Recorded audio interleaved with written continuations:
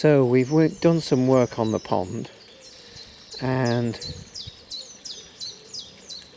looky here,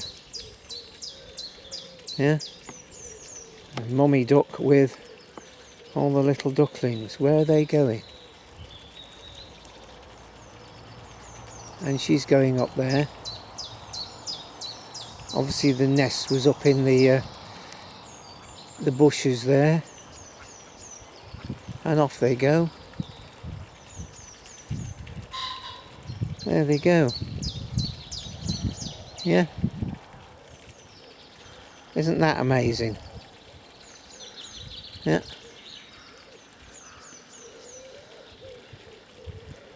So we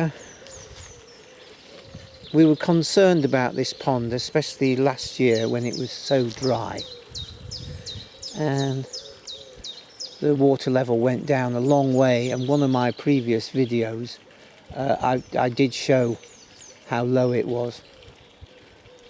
So one of the advice was, because you could see a lot of leaf litter in the bottom of the pond, and it was real thick, gooey black layer, like more than a foot thick.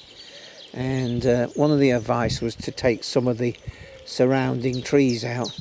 Now, I think I maybe have said this before, but most of these trees were just self-sets, natural regeneration, yeah,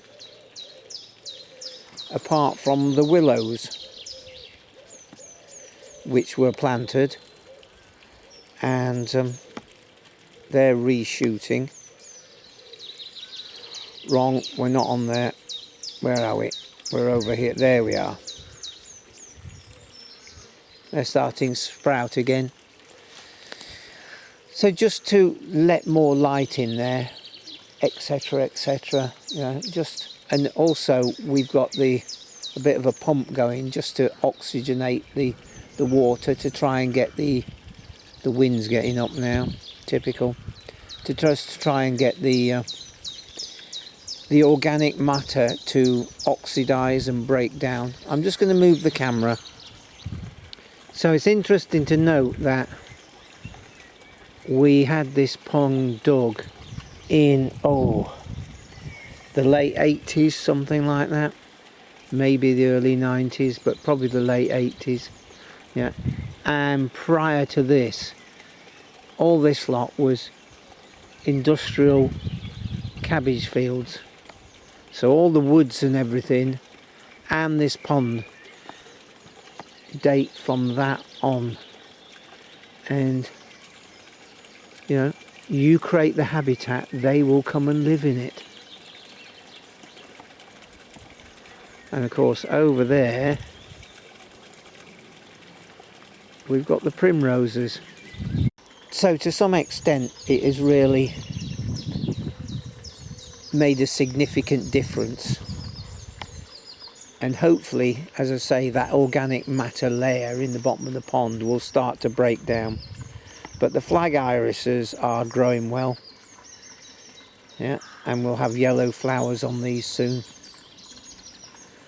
Now some people will have noticed that I've sort of ventured into electric vehicles, and it's with a big solar system like we've got here, it sort of makes sense that anywhere within 80 miles of here I can go there and come back and not have to charge up on the way, and charge at home off our own solar. And then I chose the vehicle I've got basically because it was the Mark 1, so it had a lot less of the absolute drivel that you get in some of these modern cars, like lane stability and all that sort of complete nonsense. And it's got sensible tyres. It's got 215/60/16s, right? And they're not expensive. And you start going into 17s and 18s and low profile, and it's unnecessary drivel in my opinion. So we're venturing into that new world, yeah, getting away from our reliance on, you can't really call it reliance, but getting away from having to use petroleum-based fuels for getting about. Yeah, use electricity and use it home generated for, let's say, 95% of the time.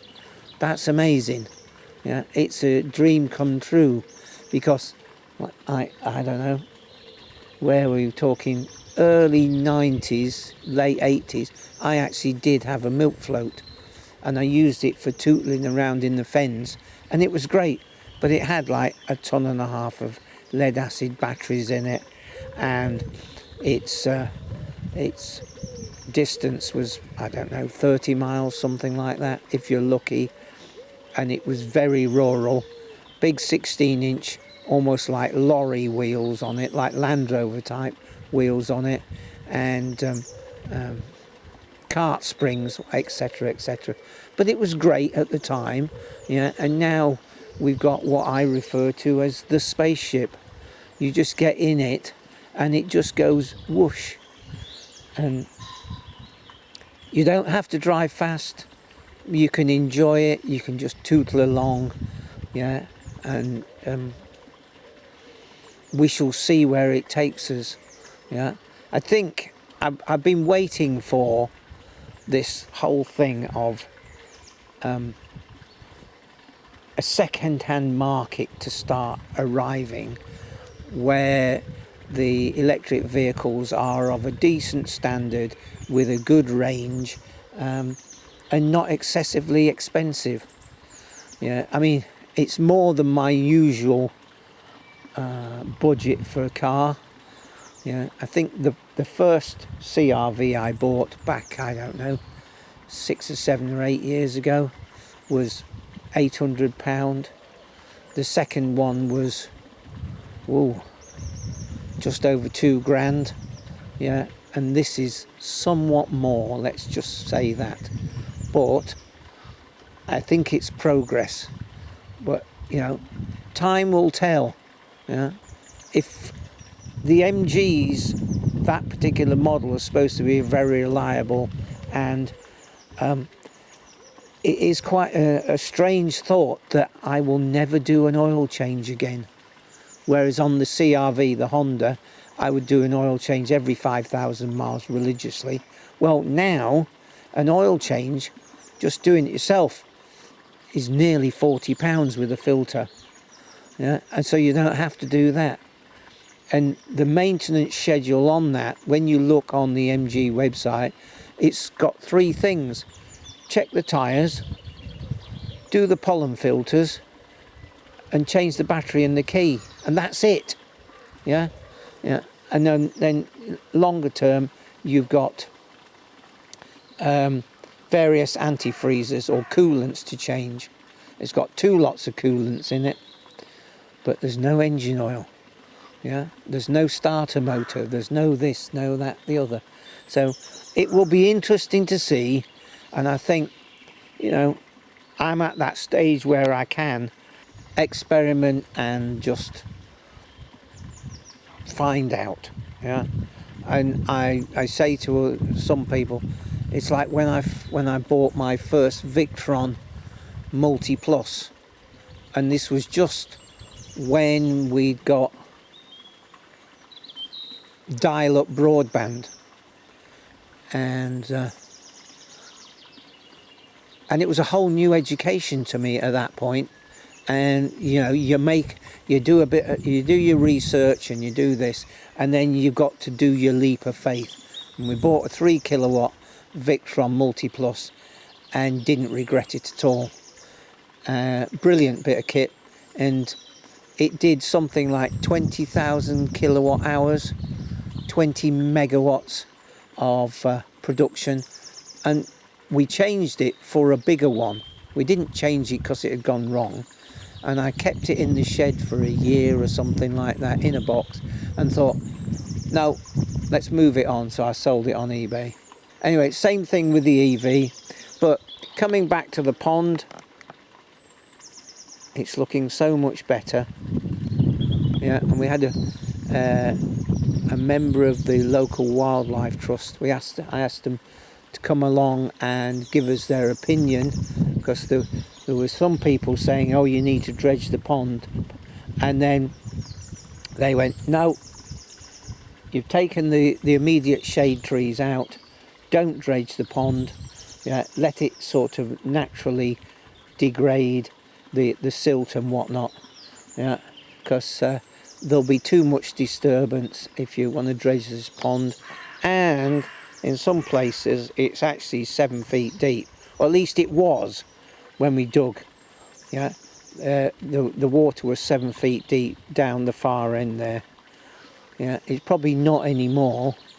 Yeah, because everything in the whole thing about ecology and water and all that sort of thing is ponds gradually silt up. That's what they do. Yeah, and you can't, it's called ecological succession.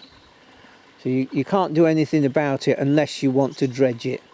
And how they would get in and dredge this, I don't know.